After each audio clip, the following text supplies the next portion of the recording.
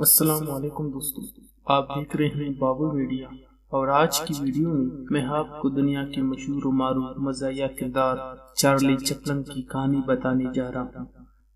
Charlie Chaplin, جس کے نام سے بچہ بچہ واقف ہے، اور اس کے فلمیں دیکھ کر ہنسی روکنا ناممکن ہو جاتا ہے، لیکن دوستو بہت ہی کم لوگوں کو یہ معلوم ہے کہ چارلی کی زندگی دکھوں، محرومیوں اور پریشانیوں کے ساتھ گزری ہے۔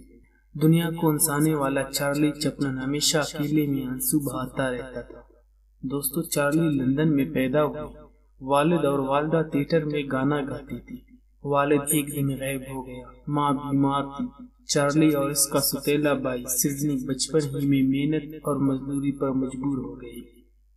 ماں غربت کا مقابلہ نہ کر سکی اور پاگل ہو گئی۔ پولیس نے ماں کو پاگل خانے میں داخل کرا دیا، جس کے بعد زندگی کا سارا بوجھ دونوں بھائیوں پر آ گیا۔ یہ گلیوں اور کوچوں میں پلنے لگے۔ چارلی نے اس دوران تھیٹر میں ملازمت کر لی۔ وہ تھیٹر میں مزدور تھا۔ وہ مزدوری کرتے کرتے ایک دن سیٹ پر آیا، اور پھر اس پر مقبولیت کے دروازے کھل گئے۔ وہ دن دگنی اور رات چگنی ترقی کرنے لگا۔ وہ اپنی ہٹلر سٹائل کی مونچھوں، ڈربی ہیٹ، بیگی پتلون، لمبے بوٹس اور پتلی چڑی کے ساتھ پوری دنیا میں مشہور ہوتا چلا گیا۔ وہ دسمبر 1913 میں امریکہ آیا۔ اس نے اداکاری، مکالمہ نویسی، ڈائریکشن، ایڈیٹنگ اور پروڈکشن سیکھی اور فلمیں بنانا شروع کر دی۔ وہ شروع میں خاموش فلمیں بناتا تھا۔ دنیا میں جب بولتی فلموں کا زمانہ آیا تو وہ ساؤنڈ فلمیں بھی بنانے لگا۔ اللہ تعالیٰ نے اس کا ہاتھ پکڑ لیا۔ وہ دیکھتے ہی دیکھتے کروڑ پتی ہو گیا۔ وہ دنیا کی تمام کونوں میں مشہور بھی ہو گیا، اور یہ شہرت اس کے لیے بدنامی لے کر آئی۔ وہ ہائے روز کسی نہ کسی اسکینڈل میں پھنس جاتا تھا۔ 4 شادیاں کی، پہلے 3 شادیاں بری طرح ناکام ہوئی۔ ایک بیوی جاتے جاتے اس کی ساری دولت بھی لے گئی۔ چوتھی اور آخری شادی ہونا اونیل کے ساتھ کی۔ یہ شادی کامیاب رہی۔ اونا ایک مکمل امریکی ہاؤس وائف تھی۔ چارلی نے اس دوران اپنا اسٹوڈیو اور کمپنی بنائی۔ اس نے 1951 میں لائم لائٹ بنائی۔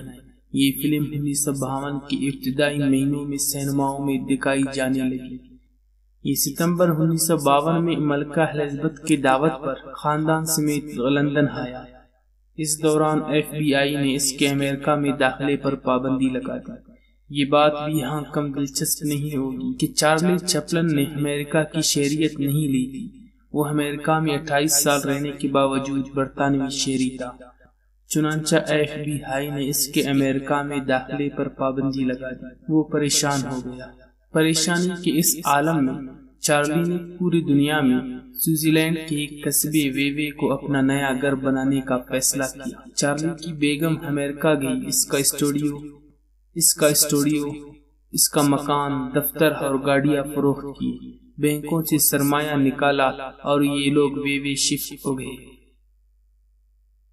چارلی چپلن نے باقی زندگی اپنی بیوی اور 8 بچوں کے ساتھ ویوے میں گزاری۔ دوستو، چارلی چپلن اندر سے اداس شخص تھا۔ وہ بے شمار محرومیاں لے کر پیدا ہوا تھا۔ ماں بھوک کی وجہ سے پاگل خانے پہنچ گئی۔ وہ ماں سے ملاقات کے لیے پاگل خانے گیا تو ماں نے اس سے کہا، چارلی، میں اس دن صرف بھوکی تھی۔ تم اگر مجھے چائے کا ایک کپ لا دیتے تو میں کبھی پاگل نہ ہوتی، میں بچ جاتی۔ یہ بات اس کے دل میں تیر کی طرح لگ گیا۔ وہ جب بھی چائے کا کپ اٹھاتا تھا اسے ماں کی بات یاد آ جاتی تھی، اور وہ آنکھوں پر رومال رکھ لیتا تھا۔ شاید یہی وجہ تھی وہ ہمیشہ اکیلے چائے پیتا تھا۔ اس کی کوشش ہوتی تھی کہ دنیا کا کوئی شخص دنیا کو ہنسانے والے اس شخص کی آنسو نہ دیکھ سکے۔ وہ آنسو چھپانے کے لیے ہمیشہ بارش میں واک کرتا تھا۔ دوستو، اس طرح دنیا کو ہنسانے والا چارلی چپلن نے اپنی زندگی کے آخری 25 سال سوئٹزر لینڈ کی قصبے ویوے میں گزار دیے۔ دوستو، اگر آپ کو ہماری آج کی ویڈیو پسند آئی تو ہماری چینل بابل میڈیا کو ضرور